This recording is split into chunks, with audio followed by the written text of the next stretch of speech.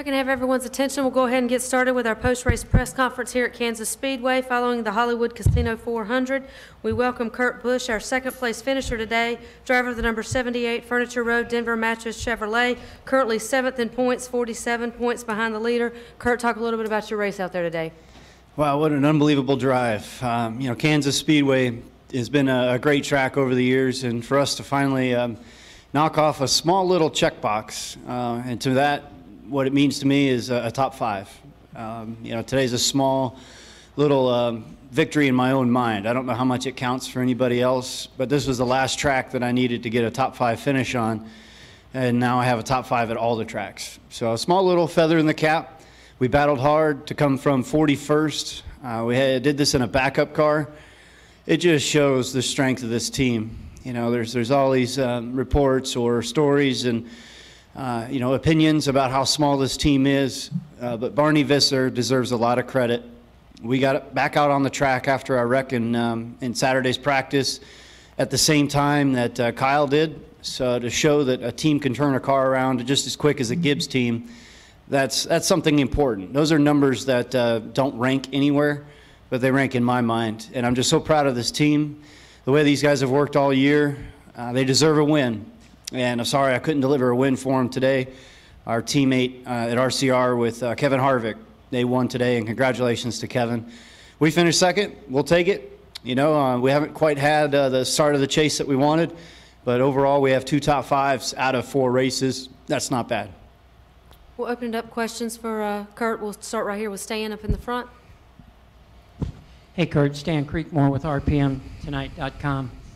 Talk a little bit, if you can, about what this team did once the green flag waved, because you all were way back in the back, and it just seemed like you made steady progress, slow at times, but steady progress to get where you got to.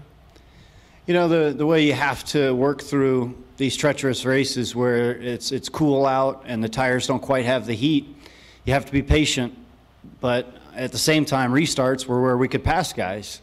And I found some patterns in the way that restarts were shaping up, and I was able to apply it. And with where we were, when you're stuck between 8th and 14th, it's like everybody's back there with machetes, and everybody's just whacking and hacking. And once you can clear that, then it's not smooth sailing, but then you seem like you're in a little bit more of the clear. Okay, we'll take our next question from Randy in the middle. Hi, Kurt. Randy Kovitz, Kansas City Star. Can you kind of talk a little bit about your emotions representing this, the pride you take in this one-car team operating out of Denver, not in the heartland of NASCAR, Charlotte, yet you're leaving him too and, going to the Stewart. Just kind of, how do you balance that? It's just going out to the racetrack and smiling and having fun and working hard with these guys. And, the way that they've been developing the team over the years, I just so happen to hit it right with them putting together chase quality cars and having setups that are as fast as they are. The pit crew has had its troubles this year, but overall to have as many top 10s as we do and top 5s, there's no reason to stop once we made the chase. We've put up statistics to run right around 4th to 7th this year. And I want to just go out as strong as I can for this group. This might be, just a David versus Goliath story, but at the same time, this Furniture Row team has put in the investment into the cars, into the people, and here we are posting top 5s. But most importantly, I want to win for these guys. I want to drive our Chevrolet into victory lane by the year's end. Okay, we'll take our next question. I think we got one, up here, and then we'll go to the back. Nick Bromberg, Yahoo Sports. 2 questions for you, Kurt. Would you classify with Jeff Gordon just good, hard racing? And then also, when you'd kind of fallen back to about 20th there in the middle of the race, did you think you were that close to coming back and finishing second? We had a good battle with Jeff. There was a restart where he was on our outside through 1 and 2 and just didn't quite give us an inch and dumped so much air under the rear of our car where I was on banana peels sliding up onto the exit of 2, and he thought I was trying to pinch him. And I was like, man, I needed an inch instead of you taking that inch. And so I returned the favor by putting my nose close to his rear bumper and took away that inch instead of giving an inch. And got back by him. So it was a battle. Could it have been cleaner? Yeah.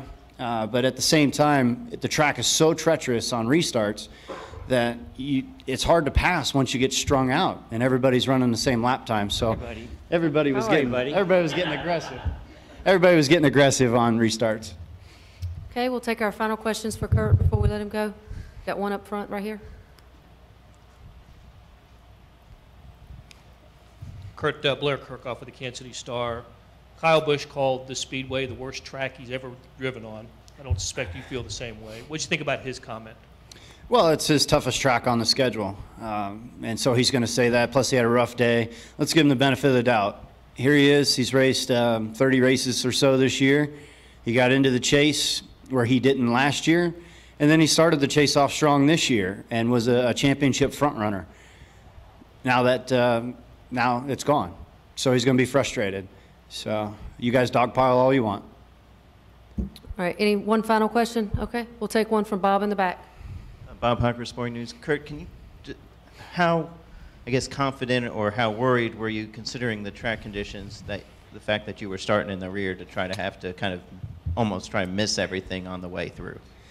It was tough. We started 41st, and the wreck on the first lap, there was cars and shrapnel everywhere, and just with the combination with the cold temperatures, the tires, it made it treacherous when you were around other cars. And so we always hope we can have more grip and be able to race side by side and have a comfort level to where we produce a show where the fans want to come out and that we see sellouts. And we need to put on a better show on the track.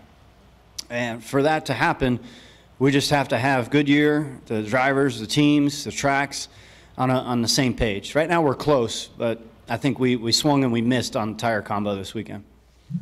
Kurt, thank you very much for your time this afternoon, and congratulations on a good run today. Thank you.